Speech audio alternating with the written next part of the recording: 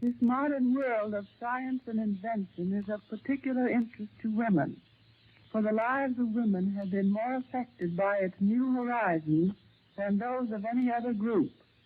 Profound and stirring as have been accomplishments in the remoter fields of pure research, it is in the home that the applications of scientific achievement have perhaps been most far-reaching, and it is through changing conditions there that women have become the greatest beneficiaries in the modern scheme. Science has released them from much of the age-old drudgery connected with the process of living. Candle dipping, weaving, and crude methods of manufacturing necessities are things of the past for an increasing majority. Today, light, heat, and power may be obtained by pushing buttons, and cunningly manufactured and appealing products of all the world are available at the housewife's door. Indeed, beyond that door she need not go, thanks to the miracles of modern communication and transportation. Not only has applied science decreased the toil in the home, but it has provided undreamed of economic opportunities for women. Today, millions of them are earning their living under conditions made possible only through a basically altered industrial system. Probably no scientific development is more startling than the effect of this new and growing economic independence upon women themselves.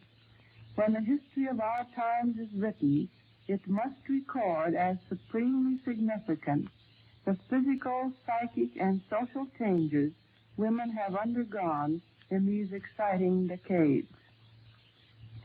The impetus of the sociological evolution of the last half-century should be largely credited to those who have toiled in laboratories and those who have translated into practical use the fruits of such labors. One hears the lament that a mechanized world would not be a pleasant one in which to live. Quite the contrary should be true, and it can be true if the fine minds which have accomplished so much in the realms of applied science will unite with the same enthusiasm to control their creations against social misuse.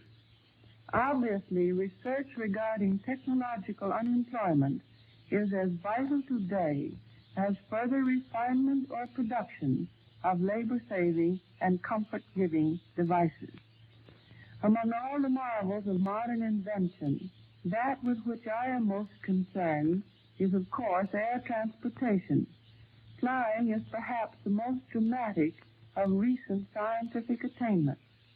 In the brief span of 30-odd years, the world has seen an inventor's dream, first materialized by the Wright brothers at Kitty Hawk, become an everyday actuality.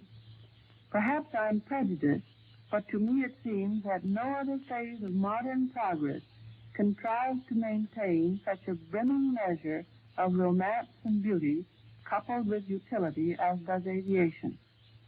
Within itself, this industry embraces many of those scientific accomplishments which yesterday seemed fantastic impossibilities. The pilot, winging his way above the earth at 200 miles an hour, talks by radio telephone to ground stations or to other planes in the air. In thick weather, he is guided by radio beams and receives detailed reports of conditions ahead, gleaned through special instruments and new methods of meteorological calculations. He sits behind engines, the reliability of which, measured by yardsticks of the past, is all but unbelievable. I myself still fly a Wasp motor, which has carried me over the North Atlantic, part of the Pacific, to and from Mexico City, and many times across this continent. Aviation, this young modern giant, exemplifies the possible relationship of women and the creations of science. Although women as yet have not taken full advantage of its use and benefits, air travel is as available to them as to men.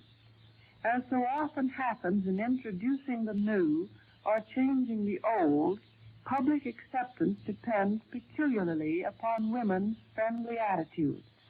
In aviation, they are arbiters of whether or not their families shall fly.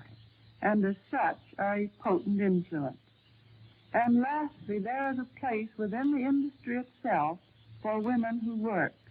While still greatly outnumbered, they are finding more and more opportunities for employment in the ranks of this latest transportation medium. May I hope this movement will spread throughout all branches of applied science and industry, and that women may come to share with men the joy of doing. Those can appreciate rewards most who have helped create.